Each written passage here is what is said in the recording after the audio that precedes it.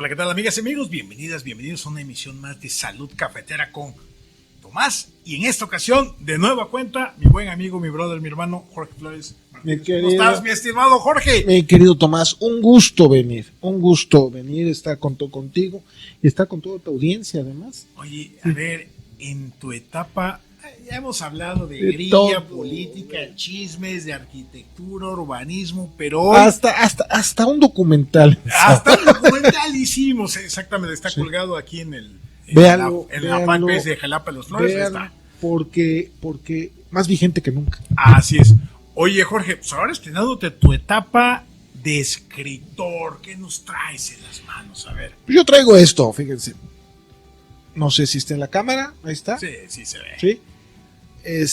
Pues ahorita en la pandemia, yo traía una historia, Tomás, una historia de esta idea tan arraigada en México de buscar tesoros, del tesoro del Parque Juárez, del tesoro de miles de tesoros enterrados, y que si alguien, una familia tenía éxito en provincia, encontró el dinero, encontró el tesoro. Y en base a eso hice una novela, es una novela de un buscador de tesoros, una persona que se dedica a buscar tesoros, pero como un pretexto para buscar y para encontrar explicación a realidades no respondidas correctamente, ¿no? A realidades que no nos podemos explicar nosotros hoy en día, no nos podemos explicar con el marco científico que tenemos, y tenemos que encontrar la forma de explicarlas. Y esta novela es eso, aborda temas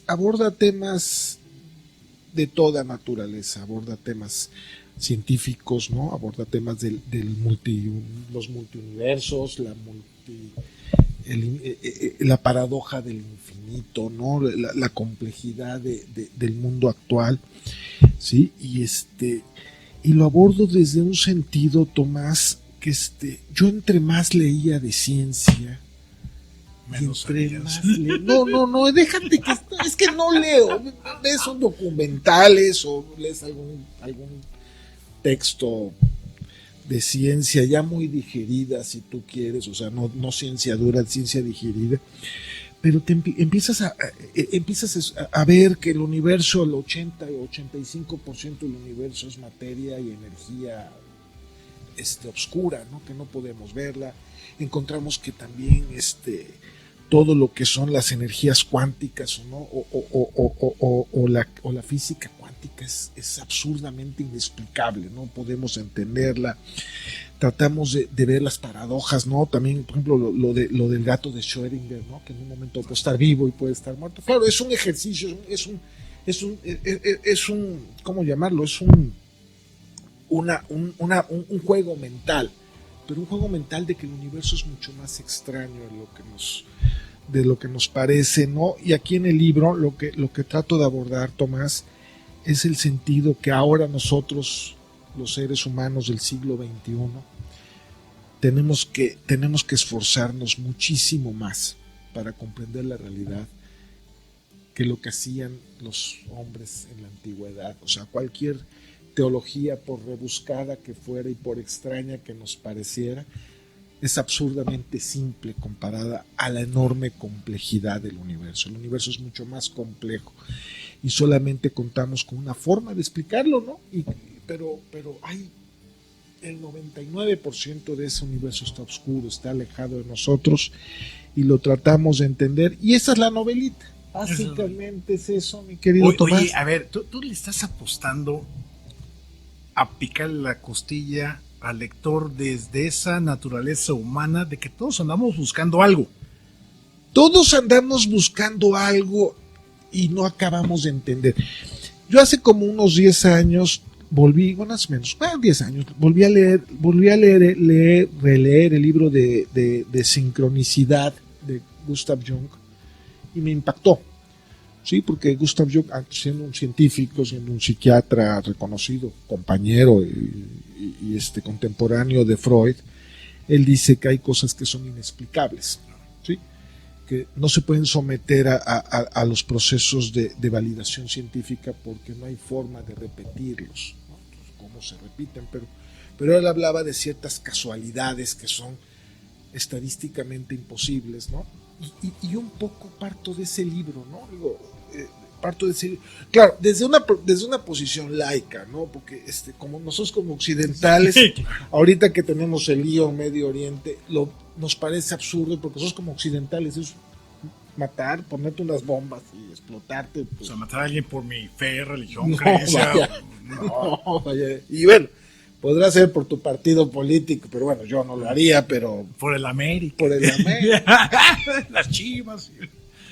Pero también comento en la novela, Tomás, que nosotros como sociedad occidental somos la primera sociedad que no necesita a Dios para explicarse la realidad. Y es una gran ventaja, ¿no? Una gran ventaja porque somos una sociedad que no necesita a Dios de ninguna forma. A ver, es una gran ventaja en términos explicativos, pero, y ahí viene eventualmente la contra. Esa no necesitar a Dios para explicarnos las cosas, ¿acaso no aumenta nuestra ansiedad? Sí. Digo por aquí, porque decías hace rato que anteriormente ciertas religiones, creencias, pues tenía todo muy dado, cuadrado, A más B es igual a B, Dios, la tierra, la creación. No te complejizabas nada, o sea, todo era muy simple, todo viene del cielo y tan. Pero conforme vamos entrando al infierno, al estilo Dante Alighieri, al infierno del conocimiento, del saber, pues los demonios se van despertando. Los demonios están despiertos siempre, ¿sí? Los demonios están despiertos siempre, Tomás. Yo parto de la idea de que lo que llamamos Dios o lo que puede ser explicado como Dios es una construcción humana. Claro. O sea, no hay forma. O sea, Dios no hace teología. La teología hace a los dioses. O sea, definitivamente. O sea, tratamos de explicarnos algo que es absolutamente incomprensible. Nos rebasa. Yo lo pongo desde este punto de vista. Tú eres muy apegado, tú sabes mucho de computadoras. Tú sabes que las computadoras tienen un software, un hardware, sí. Y ese hardware de alguna forma marca lo que puede hacer la máquina. Nuestro cerebro es así.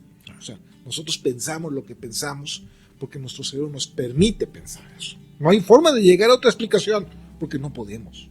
O sea, no es porque no queramos o no podemos, porque no tenemos el hardware. O sea, no hay forma de explicarnos el universo porque el universo es extraordinariamente complejo, ¿no? Extraordinariamente complejo. Y aquí abordo también el hecho de qué sucede, ¿no? ¿Qué sucede cuando nosotros controlamos nuestras emociones? ¿Sí? Si al controlar nuestras emociones nosotros podemos controlar nuestro contexto, o el contexto marca nuestras emociones. ¿Sí? Digo, y es a través de una novela. Yo fíjate que lo comento con amigos. Yo busqué tesoros de chavo porque me llamaron un grupo extrañísimo y fabuloso de personas para buscar tesoros. Era un sacerdote, un buscador de tesoros, con todo esotérico. ¿Tenían con su varita o tenían sus aparatitos? Aparatos, varitas, péndulos, lo que tú quieras. Yo fui, porque yo era muy joven, estudiaba arquitectura y Es una aventura, digo. ¿Quién rechaza eso? Digo, a ver, yo no ando en la búsqueda de algún tesoro en específico, pero si alguien me dice, vamos, pues vamos. Es de lo más divertido. Claro. Tomás, es lo más divertido porque a mí me agrada el hecho de sentarte y decir, voy a buscar un tesoro y lo importante es que creas que vas a buscar un tesoro. O sea, que te creas la experiencia. Sí, o sea, y es que además todo lo que se construye alrededor es fabuloso. Claro. ¿Sí? ¿Por qué? Porque dicen, no encontramos más que carbón. ¿Sí? Pero pasaron unos años y pasó una persona y el carbón, él dijo, qué barbaridad, ¿cómo tienen esas monedas de oro ahí? Y decía, pues es carbón, y ya como volteaban era oro. No lo habían visto porque no podían ver. Su ambición les impedía ver el oro. Todo ese tipo de justificaciones son una fábula. Son increíbles. O sea, ¿cómo justificas que no encontraste el tesoro? Pero que el tesoro sí está. Sí, porque no hay forma de negar que está un tesoro. Y de esto hablo, no son las experiencias que yo pasé porque las experiencias fueron mucho más maravillosas. Están novelizadas, están, si tú quieres decirlo, están exageradas, pero con la intención de crear un relato. Claro. Un relato de una búsqueda, ¿no? De una búsqueda de una verdad, que no siempre está. ¿Cómo los pongo, mi querido Tomás? Aquí lo que dice uno de los personajes de la novela es que nosotros solamente tenemos a la ciencia para buscar la verdad, como la herramienta intelectual y racional más compleja que ha elaborado la cultura humana, o el hombre como criatura humana, como persona, como ser de la naturaleza, es el logro más maravilloso. O sea, no hay otro. Es increíble que hayamos racionalizado y convertido en un método y obtener un método para encontrar la verdad. Eso es cosa de grandes, ¿no? Pero aquí uno de los personajes se dice, ¿y si hay otras formas de encontrar la verdad? Y ahí está la crisis, ¿no? Y si el arista, nada más hay luz en el arista de la ciencia, pero hay otras formas. Hay otras formas, porque puede ser, por ejemplo, a través de meditación, a través de una luz interior, a través de qué sé yo no sé absolutamente nada. Y es un poco lo que aborda. Partiendo incluso del hecho que somos energía. Y moviendo energías, dicen los que andan en esa ruta, pues se pueden hacer cosas, ¿no? Pues no sé, yo no he visto nunca nada, Tomás, ni un fantasma. No, yo tampoco. Ni un fantasma, pero he visto y soy un convencido del espíritu humano. O sea, el espíritu humano es capaz de hacer cosas maravillosas, ¿sí? Es capaz de recrear cosas increíbles. Podemos explicarnos todo, ¿sí? Y aquí también lo abordo en la novela para el que la quiera leer. Lo abordo en la novela. No podemos explicarnos la composición química de una lágrima. Cuánto de salinidad, qué pH tiene, qué todo, pero de una forma al detalle molecular de una gota de lágrima. Pero curiosamente nunca vamos a saber si esa lágrima se derramó de tristeza, de enojo, de furia o de alegría. O sea, eso es a mí lo que me motiva como persona humana, es lo que me motiva, que el hombre es mucho más interesante también. Lo hemos convertido en personajes blancos o negros, y no, el ser humano, yo les digo a mis alumnos, ¿no? Le llevamos historia del arte, le digo, no se crean todo, ¿no? Hasta Benito Juárez iba a hacer caca al baño, o sea, no hay santidad nada, en el ser humano. Nada, el ser humano es terrible, pero también puede ser responsable de actos increíblemente hermosos o de actos absolutamente reprobables. Es nuestra condición humana, hay que controlarla. Y aquí hablo de eso en esta novela, mi Tomás, es un ensayo, se escribió un poco antes de la pandemia. ¿Cómo lo empezaste a hacer? O sea, ¿cómo dijiste, voy a escribir? Digo, porque escribes columna, reflexionas sobre los asuntos públicos, pero entre eso, que es el día a día, la coyuntura y lo demás, del momento, la realidad, estás viendo cómo están las temperaturas sociales, políticas y económicas y lo demás, a decir, voy a empezar a escribir sobre esta tónica que al final te llevó a decir, pues es un libro. Se la debía a las personas con las que busqué, nunca encontramos nada, pero se las debía a ellos. ¿Por qué? Porque fue muchísimo aprendizaje como ser humano. Yo era muy joven, te decía, ya era un arquitecto muy joven, hacíamos una serie de hoyos y túneles en casas viejas y me llamaban para ver que no se cayera, ¿no? Y bueno, vamos a poner un puntal aquí. Vamos a hacer, o sea, tu función era técnica. Y era técnica y justificatoria, ¿no? Decía, no apareció el tesoro porque aquí hay alguien que no tiene fe o no cree, ¿no? Y todos te señalaban, ¿no? Todos me señalaban. Yo era un poco, ahora soy una persona mucho más agnóstica y la verdad, en aquel entonces yo tenía la seguridad de que no existía nada más que lo que podía ser. Sí, y ahora ya no tengo esa soberbia. O sea, ya creo que no es posible tener la soberbia porque no podemos estar seguros de nada. O sea, no hay forma. Tomás, yo busco y digo, ¿cómo puedo estar seguro de que algo existe o de que algo no existe? O sea, ¿en qué pedestal intelectual te tienes que subir para decir todos los que creen en esto son tontos, todos los que no lo creen son inteligentes? Digo, algo mueve a las personas, ¿no? Y a mí lo que me motiva que lo mueve. Y te digo, y buscamos tesoros, nos divertimos muchísimo. Y me quedé con las ganas de escribir algunas. O sea, ¿tomaste notas en algún momento así como nada, querido nada, diario? Hoy salimos a tal lado. Fue muy divertido todo. O sea, fíjate, un chavo de 21, 22 años. Hace como 3 semanas más o menos, ¿no? Hace un par de años. Yendo a buscar tesoros a casas antiquísimas, ¿no? Del siglo XVIII. Se metían, eran casas abandonadas. No, se metían los mismos dueños, hacen el contacto para buscar el tesoro, ¿no?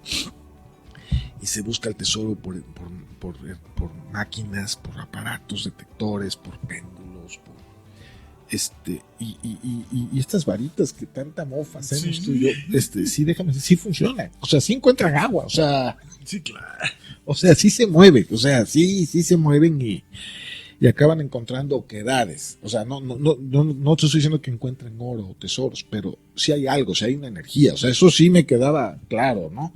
Sí me quedaba claro de que de como en todo, pues hay que saber jugar. Hay que saber, o sea, yo lo que aprendí de estas personas es que hay que saber divertirse cuando haces algo, o sea, el tesoro no habrá estado en la diversión, sí, en la convivencia, ahí estaba. Es que no en el importa, disfrute, el gozo. No importa al final del día, o sea, no importa porque el tesoro tú te lo llevas, yo me lo llevé, estuve 20 años y cuando platicaba con amigos mis experiencias les daba mucha risa, porque sí son cosas muy simpáticas, ¿no? Se nos atoró un mudo en un túnel, en un pozo, ¿no? Y el pozo no podíamos ver qué había y sacamos al mudo todo amarrado, con mecate lo sacamos y todo el mundo gritándole, ¿qué viste, mudo? Y el mudo, pues no, evidentemente. ¿Cómo? Cosas de esa naturaleza, cosas simpáticas al final del día. Y lo llevo en un relato de aprendizaje también, ¿no? O sea, de aprendizaje de qué es lo que tenemos que hacer. Yo si algo aprendí escribiendo la novela, Tomás, es que nosotros como occidentales que somos, tú y yo, somos occidentales, todos los mexicanos, tenemos, o sea, el vestigio que nos queda prehispánico son las tortillas. Y tortilla le dices tortilla, porque ni siquiera sabemos cómo se decía. En agua no tenemos ni la menor idea cómo se llamaban, tú y yo por lo menos. O sea, pero no tenemos. Nuestra forma de pensar es occidental. ¿Sí? Y como occidentales buscamos la iluminación desde el exterior, que algo nos ilumine. ¿Sí? O sea, y tú te ves y tú ves a las personas de Oriente, ¿no? Y la iluminación es desde el interior, ¿no? Digo, son dos maneras de entender la vida, ¿no? Por eso también es tan difícil comprender cómo funciona el mundo oriental o el cerebro de las personas orientales, porque piensan distinto a nosotros. O sea, tienen el mismo hardware, pero pues unos están Linux y otros llegan a los mismos pero esta fue la novela, me divertí muchísimo escribiéndola, empecé a escribirla como un relato y se fue armando la novela porque pues le tuve que poner un personaje, luego le tuve que poner otro personaje acá, ir armando una novela. Los personajes fueron surgiendo conforme fue creciendo el relato. Conforme fue creciendo el relato, iba a ser la historia, iban a ser como cuentos separados, pero dije, es que no hay forma, hay que hacer un relato, hay que hacer una búsqueda de un documento que sea muy importante, pero que sea imposible, un documento imposible, pero que sea... tenías que encontrar la línea narrativa, que sobre ella le fueras montando momentos. Todos los momentos, y pasamos a eso, ¿no? Y el cuadro, la portada, ahí se las dejo de tarea, compañeros, es un mural, una pintura de Rafael Sanzio que está en la Biblioteca Papal del Vaticano. Y justamente es eso, ¿no? El saber el pensar de lo que es, el pensar de lo que es más allá de su mera existencia, ¿no? Y justamente de eso se trata la novela, Tomás. Digo, me divertí muchísimo escribiéndola. Al final salió una pequeña novelita. Se la pueden chutar en 3-4 días. Es muy sencilla de leer, muy fácil. No está escrita con complejidades ni nada. Está escrita, es como una platicadita escrita. Sí, es como platicar y que cada lector tome sus consideraciones. Vaya, se van pasando muchas cosas, se comentan muchas cosas entre cada una de los sucesos, de las búsquedas, ¿no? De la primera búsqueda de un tesoro de un revolucionario, ¿no? Con un evento de hipnosis, ¿no? Que también fue muy interesante eso en su momento, ver la hipnosis, ¿no? Y cómo recordaban o cómo las personas tomaban otras situaciones, ver tesoros en casas perdidas, en casas antiguas, ¿no? Y demás, y luego pues, también un relato de un pergamino que yo lo vi, ese sí, yo lo vi personalmente, un pergamino de una maldición, ¿no? Oye, en esa época no había los celulares, tómale una foto. No había eso, era una maldición familiar, ¿no? Digo, aquí lo retrato. Y digo, para mí es un gusto haberlo escrito y era como una especie de reto, porque las cosas hay que hacerlas. O sea, las cosas hay que hacerlas, hay que hacerlas y hay que explorar lo más que podamos. Yo soy arquitecto y yo vivo de mi profesión, pero hay que entender que el ser humano es más complejo que solamente dedicarte a una cosa, ¿no? Tienes que explorar muchos rubros, tienes que explorar. Pues me encanta hablar de política, ¿no? Sí. Pero lo veo como buscador de tesoro, ¿eh? O sea, trato de divertirme. Sí, claro. Digo, y muy idiota estaría si me la creo. Claro. No, porque al final, cuando hablamos de política, digo, yo quiero pensar que es porque estamos buscando cómo encontrar la mejor forma de generar calidad de vida, desarrollo, bienestar, etcétera, etcétera, ¿no?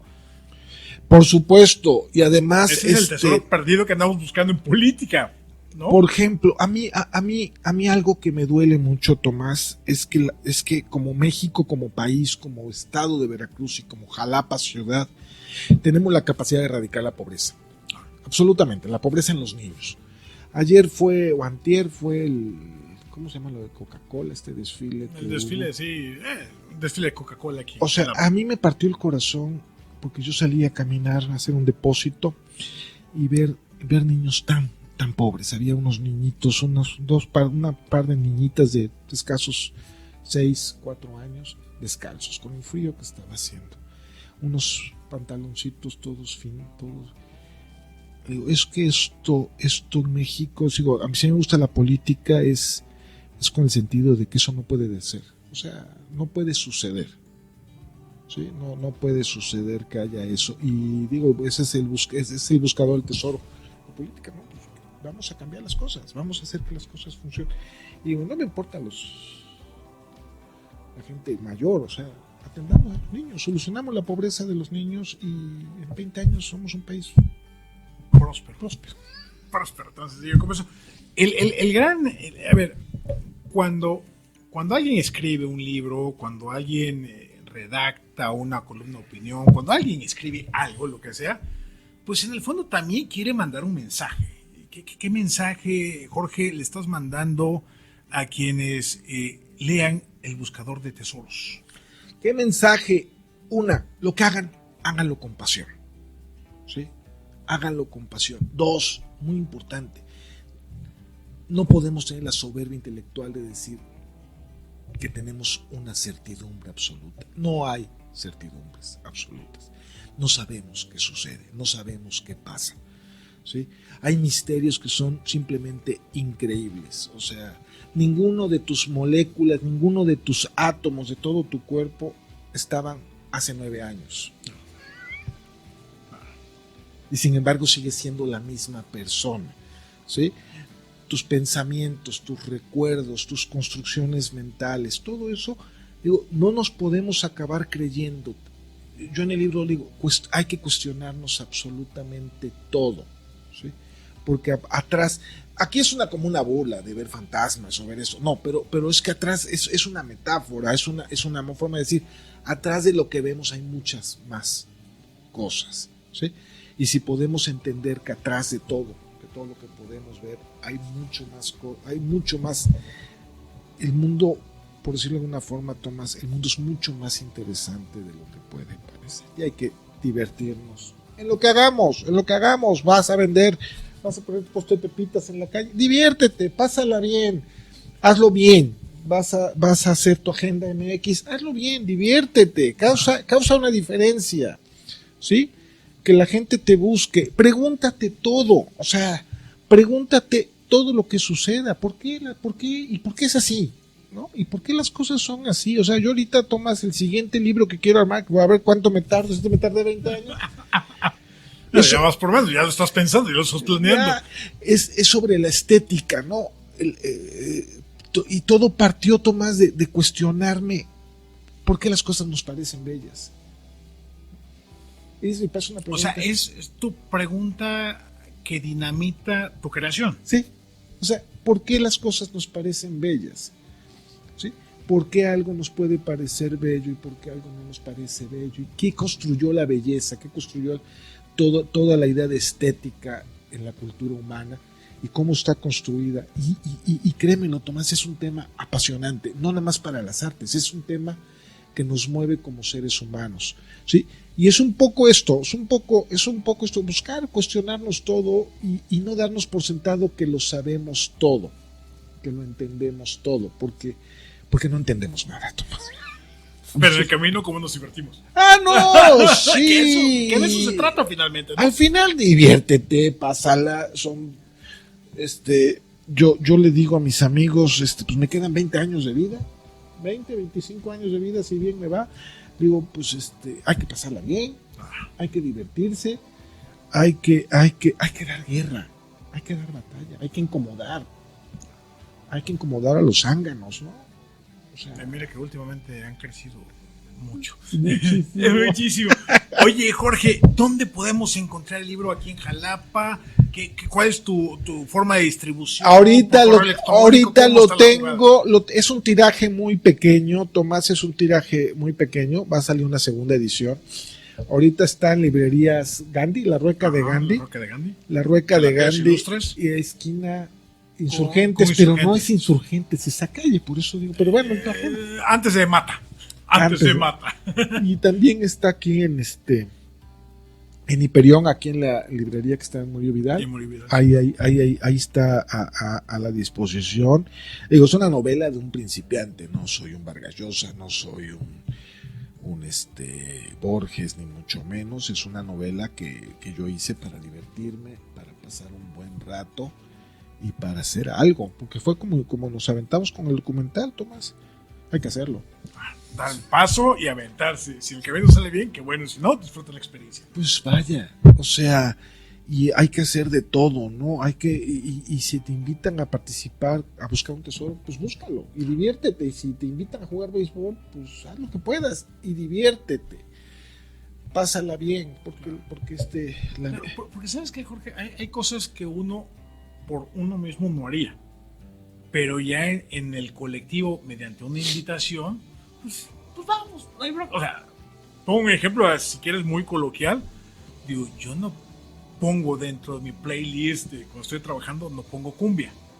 Pero si voy a un baile, a un bailongo y me dice mi hija o esto, lo otro, vamos a ver, pues echamos un relajo y bailamos. Y diviértete, Tomás. A mí, cuando estábamos escribiendo esto, un amigo me decía, Jorge, ¿no te has dado cuenta que hay música? La música son sonidos. Sí, por supuesto. Y no te has puesto a pensar porque hay música que te hace llorar o música que te pone feliz. ¿Qué capacidad tiene el sonido? O sea, ¿en qué momento el sonido tiene la capacidad de transmitir emociones? O sea, no es fácil. Sí. O sea, esas motivaciones que hace que, como bien dices, tristeza, alegría, en junio, no, la batalla, en fin, o sea, los tamborazos, ¿no? ¿Sí? Y la musiterapia. De eso trata la novela. Al final la novela, pues el personaje encuentra que la realidad es imposible de renunciar a ella, ¿no? Y va a persistir siempre, ¿no? Es parte de su cotidianidad. Los invito a leerla. Hay cualquier comentario, se lo mandan a Tomás. Tomás los va a pasar los buenos y los malos, nos va a pasar los buenos, los malos. No, yo aquí en la línea es pasarlo mal. Lo bueno, pero sí, pero igual en tus redes sociales, ahí te lo pueden ahí pueden buscar, luego ponemos el enlace y me pueden buscar en Facebook o en Twitter. Y a pegarle, porque hay que hablar de muchas cosas. Hay que hablar de muchas cosas. Yo creo que hoy más que nunca es eso, o sea, no quedarse con las ganas de. Y tú, con este libro, 0-2. 0-2. ¿Vas por el tercero? El otro ya estaba casi completado. Sí, por eso, pero todo el trabajo que permitió justamente fueron los cimientos para que llegaras a este. Fueron los cimientos que me puse a escribir, Tomás. Y es algo que también el sistema educativo mexicano queda de ver. Porque yo no escribía antes nada y me di cuenta a raíz del libro de mi papá que escribir te clarifica mucho las ideas. O sea, te ordena las ideas. Hay algo muy cierto, si no te lo puedes explicar, no lo vas a poder explicar a nadie. Me decían mis alumnos secundarianos y preparatorios, no, es que yo soy bueno para el examen oral. Yo siempre les decía, el que escribe bien piensa bien. Tiene un pensamiento ordenado. Sí. No, o sea, piensas claro, bien. Obviamente, de acuerdo a cada etapa del ser humano, ahí vas, pero el escribir, el redactar. Yo no había entendido cuando gente grande, gente seria, decía, es que a mí me gusta porque tiene un pensamiento estructurado. Dice, bueno, como arquitecto, dice, ¿cómo estructuras un pensamiento? O sea, no, sí, el pensamiento se estructura correctamente, plantea los problemas correctamente, los puedes transmitir, y es lo que me ha servido. Escribir es un ejercicio que todos deberíamos hacer de vez en cuando. Escribir lo que queremos, nuestros objetivos de vida, escribir lo que nos gustaría, ¿no? Lo que nos molesta, no sé, escribir y cualquier área de la vida en la cual estemos nos va a ayudar. Nos va a ayudar, y además es muy bueno. Yo lo he escrito y yo dedico unas semanas unas horas a la semana a escribir de cualquier tema. O sea, escribo de arquitectura también, ¿no? De arquitectura, escribo de asuntos sin mayor relevancia, escribo de coyuntura política, ¿no? Y he renunciado últimamente a escribir sobre la coyuntura política como tal, porque es muy pasajera, Tomás. Sí. O sea, es tan fugaz y más actualmente 2 que meses después es ridículo. El escándalo de la mañana es tapado con el escándalo de la tarde. No, y además es la mejor forma de pasar a la intrascendencia, ¿sí? Porque no dices nada y quedas en ridículo en muchas ocasiones. O sea, lo mejor es escribir sobre situaciones mucho más pensadas, mucho más asentadas, quitar un poco el polvo, ¿no? de la coyuntura y el ruido y analizar ya cuando se asienta todo, ¿no? Ahorita pues tendremos un proceso muy interesante el próximo año, ¿no? Digo, también eso, no creamos en todo, ¿no? Que ese es finalmente lo que... Y fíjate, Tomás, ¿no? Antes de irnos, hay una parte que a mí me gustó mucho porque yo no la había pensado. Estaba yo viendo lo de la estética, la belleza, el Renacimiento italiano, las grandes obras de arte, ¿no? Porque estaba viendo el libro y decía, ¿qué pintura escojo para que sobre esta vaya haciendo el relato? Escogí la de la Escuela de Atenas de Sancio, aquí es un fragmento, pero me impresionó porque empecé a ver, Tomás, que el mayor esplendor del arte occidental, o sea, estamos hablando de Miguel Ángel, no de gente bajita, Miguel Ángel, Leonardo, Botticelli, Rafael Sanzio, Dante escribiendo la Divina Comedia, o sea, gente seria, o sea, gente fuera de los cánones.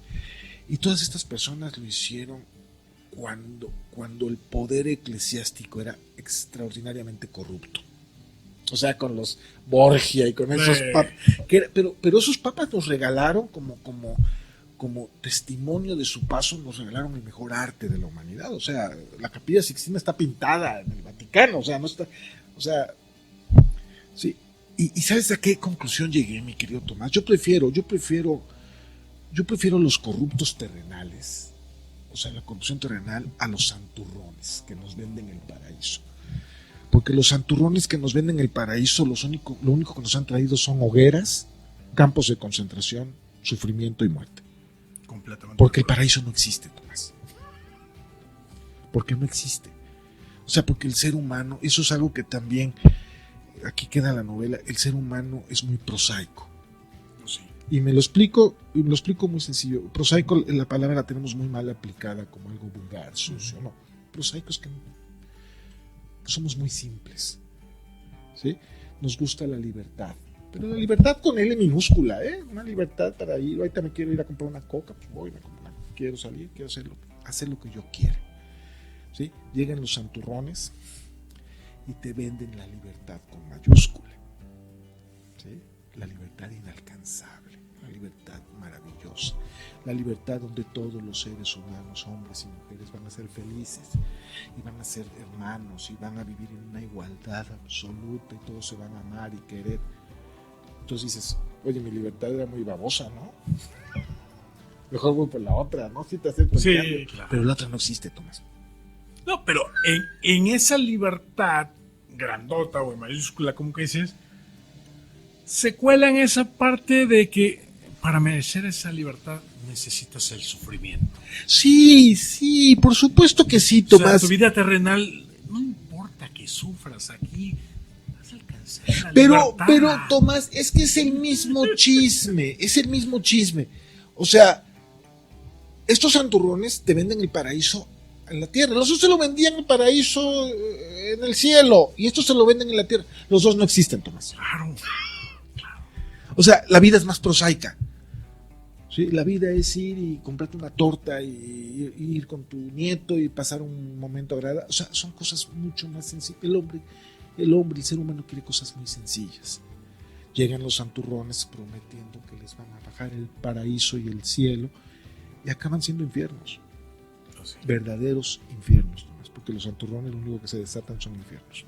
Gracias, mi estimado Jorge. Un gustazo, como siempre. No, hombre. Del hogar contigo. El buscador de tesoros. Pásale, Jorge Flores.